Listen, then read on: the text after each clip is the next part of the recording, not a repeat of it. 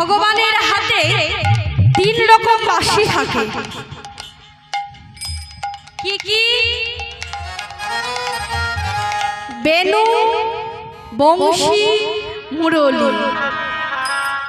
যখন গোষ্ঠী যায় ভগবান তখন বাজে কি? বেনু। আর রাসমঞ্চে বেজেছিল বংশী। আর ভগবানের এখন বাজছে মুরলী। এই মুরলী কোথা থেকে সৃষ্টি হয়েছিল মা? এই মুরলী সৃষ্টি হয়েছিল মা, এই মুরলী যখন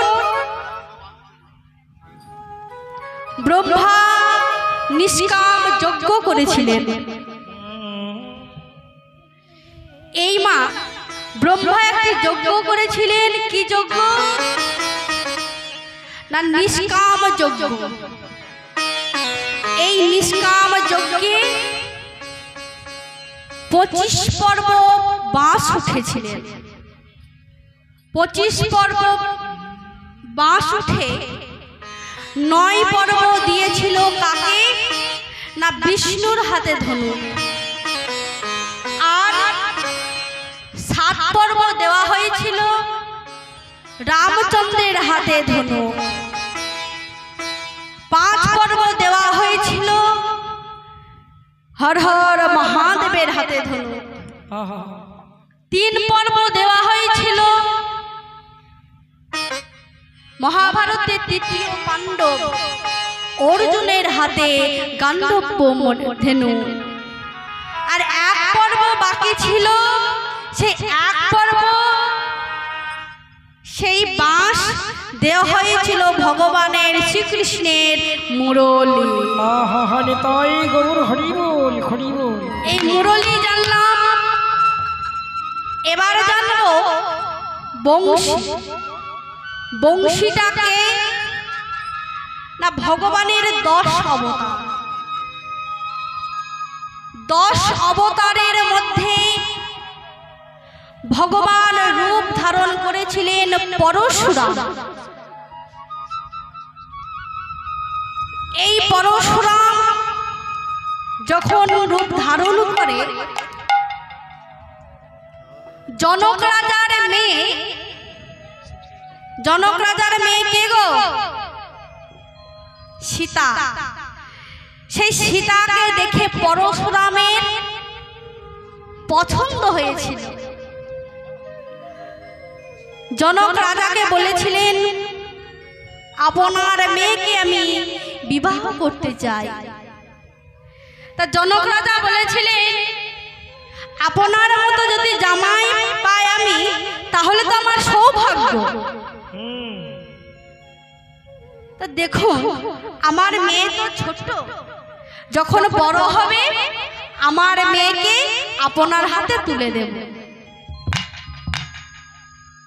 তা পরশুরাম বললেন, শুনুন, আপনার মেয়ে তো ছোট, তাহলে বড় হতে হতে আপনার বাড়িতে কি আমি ঘর জামাই থাকবো? আমার ধ্যান আছে, তপস্যা আছে। তা সেই জনক রাজাকে পরশুরাম বলেছিলেন, শুনুন, আমার এই হরধেনুটা আপনার হাতে দিচ্ছি। এই হরধেনুটা যদি কেউ ভঙ্গ করতে পারে তাহলে জানবেন আমার থেকে সে বেশি শক্তিশালী। এবার পরশুরাম কি করলেন? পরশুরাম চলে গেল ধ্যান তপস্যা করতে। আর এইদিকে সীতা বড় হয়ে গেল, স্বয়ং সভা বসলো। সেই হরধেনুটা ভঙ্গ করেছিলেন কে গো? রামচন্দ্র। হরি বল, হরি বল। সবই ভগবানের লীলা। তা যখন রামচন্দ্র ভঙ্গ করে দিলেন, সে হরধেনুটা কেঁদে কেঁদে বললেন, হে প্রভু, সবই তো হলো, আমি কি জানতাম না তোমার হাতে আমি ভঙ্গ হব? তবুও আমি কারো হাতে ভঙ্গ না হয়ে, ভেঙে না হয়ে তোমার হাতে হয়েছি, তাই তুমি আমায় আশীর্বাদ দেবে না? রামচন্দ্র বলেছিলেন, বলো হরধেনু, তুমি কি আশীর্বাদ নেবে? এই আশীর্বাদ দাও তোমার সঙ্গ ছাড়া যেন না হয়। তোমায় আশীর্বাদ দিচ্ছি, যখন আমি ভগবান শ্রীকৃষ্ণ রূপে জন্মগ্রহণ করব, হাতের বংশী হয়ে জন্মগ্রহণ করবে। তাই নয়, যখন আমি 24 বছর বয়সে সন্ন্যাস নেব, আমার হাতে দণ্ড হয়ে থাকবে তুমি। নিতাই গৌর প্রেমানন্দে হরি হরি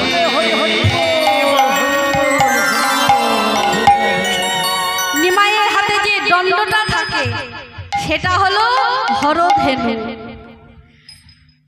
জানলাম মুরলি, জানলাম বেনু, বংশী।